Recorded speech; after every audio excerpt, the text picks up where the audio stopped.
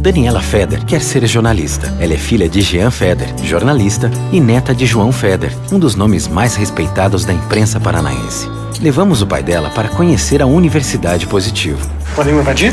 Acho que sim. A minha faculdade não tinha laboratório. Ah, eles estão gravando o programa. Diferente como é ao mesmo tempo. Nosso jornal diário. Diário? Uhum. Que legal! Fiquei muito impressionado com a estrutura da Universidade Positivo. Universidade Positivo. Referência para quem é referência.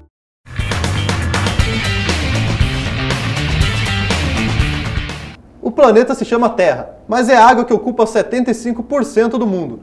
Mas desses 75%, apenas 3 são potáveis. É pouca coisa que podemos consumir. Com a poluição dos mares, essa quantidade pode ficar ainda menor. Será que as pessoas se preocupam com isso? Já faz tempo que se ouve por aí que a quantidade de água no mundo não é mais suficiente para o número de pessoas. São 7 bilhões de habitantes e todos precisam consumir água. Segundo o terceiro relatório das Nações Unidas sobre Desenvolvimento Mundial dos Recursos Hídricos, 80% das doenças em países em desenvolvimento estão relacionadas às más condições da qualidade da água. Isso significa aproximadamente 3 milhões de mortes por dia. O Brasil é o país com o maior reservatório de água doce do mundo, 12% do total. Talvez por causa de tanta água disponível, o desperdício seja bastante elevado. Com aproximadamente 2 milhões de habitantes, Curitiba já é a 8ª capital mais populosa do Brasil. E os habitantes vêm até aos parques, como por exemplo o Parque Barigui, onde encontram uma quantidade imensa de água e acreditam que esse recurso é inesgotável. Mas na verdade não é bem assim. Hoje a Sanepar consegue abastecer quase todas as residências aqui do município. Um curitibano consome em média 125 litros de água por dia. No mês isso representa 3.750 litros. Agora, como as populações estão crescendo e os recursos estão diminuindo, a gente fica com uma pergunta. Será que vai ter água suficiente para todo mundo? Isso vai depender muito do consumo de cada um. O risco sempre há, mas a consciência ecológica de ecossistema ela tem que haver realmente, né? Então a Sanepar tem um plano diretor que é de longa data.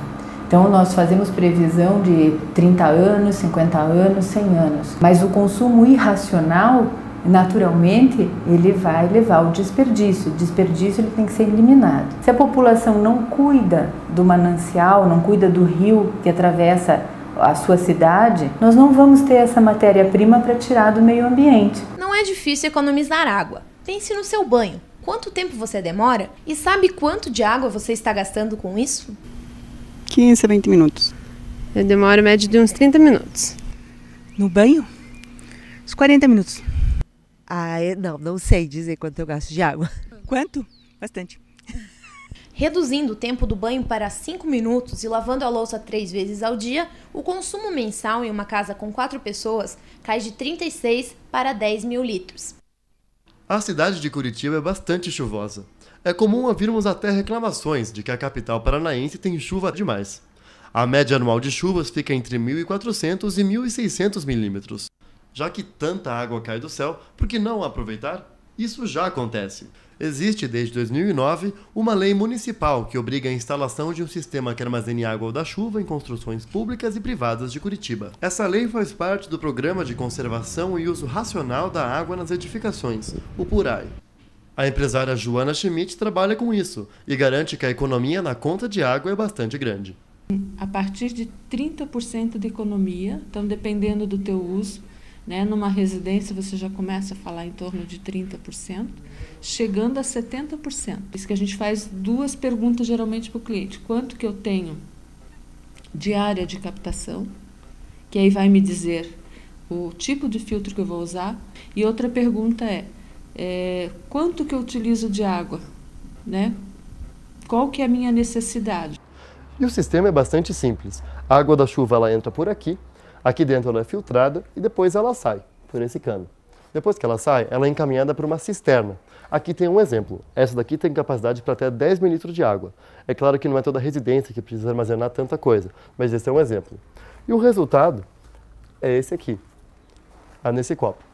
A água da chuva não é própria para o consumo humano, mas ela é perfeitamente normal para você usar para irrigar uma planta ou para lavar a calçada.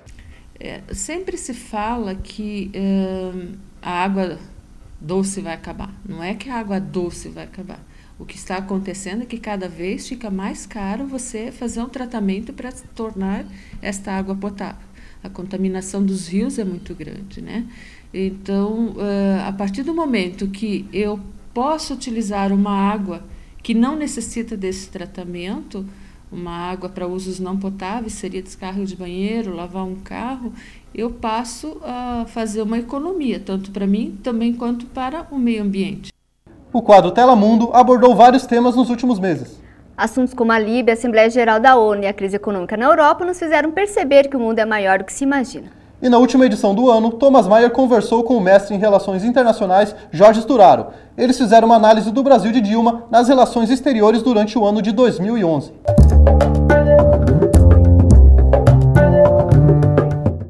Dizer que o mundo mudou em 2011 talvez seja um exagero, mas que coisas importantes aconteceram.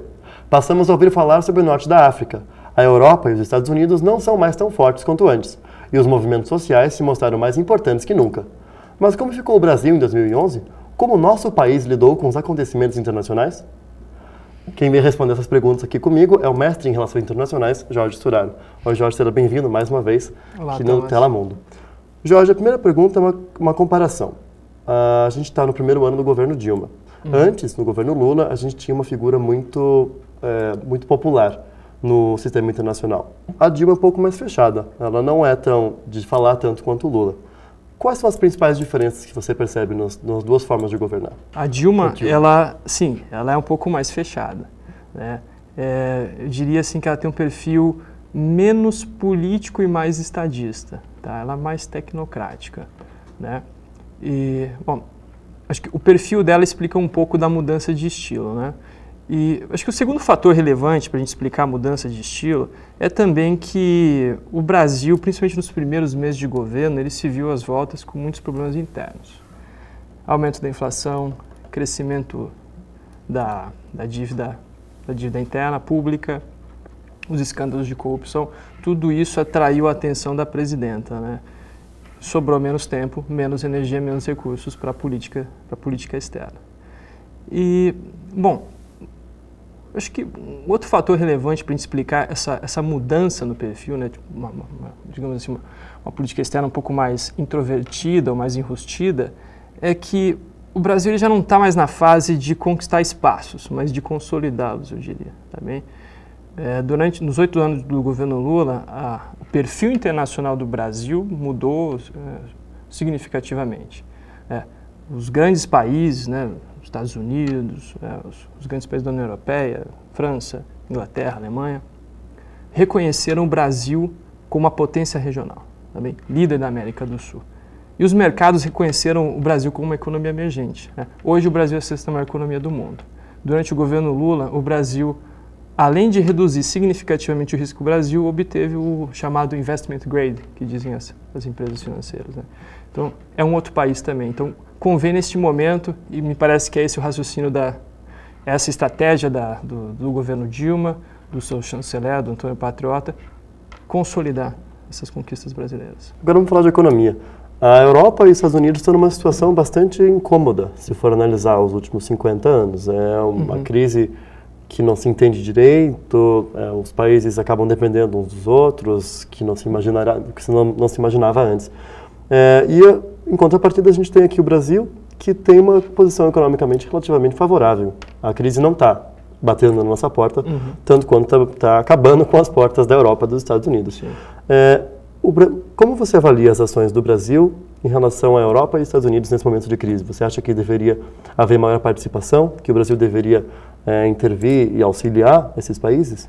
E o Brasil tem ajudado, sim, as economias europeias. Agora está sendo negociado um pacote para resgatar a economia grega. O Brasil já disse que vai ajudar a economia grega por meio da FMI. Tá?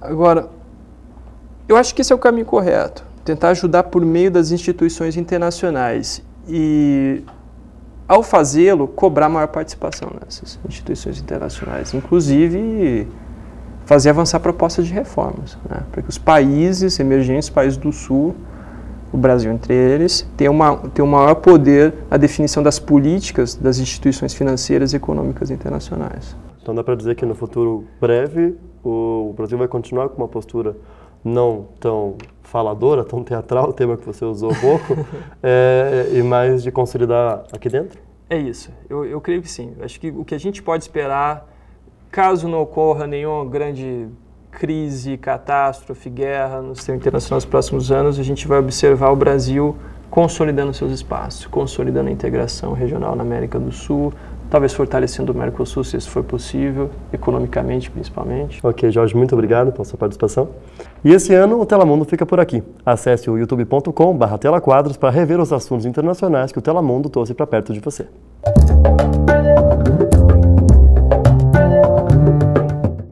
Se você quiser saber mais sobre o assunto, pode assistir essa entrevista na íntegra. É só acessar youtube.com/telaquadros. No próximo bloco, vamos falar sobre o impacto ambiental do lixo e do uso da energia elétrica. Voltamos já!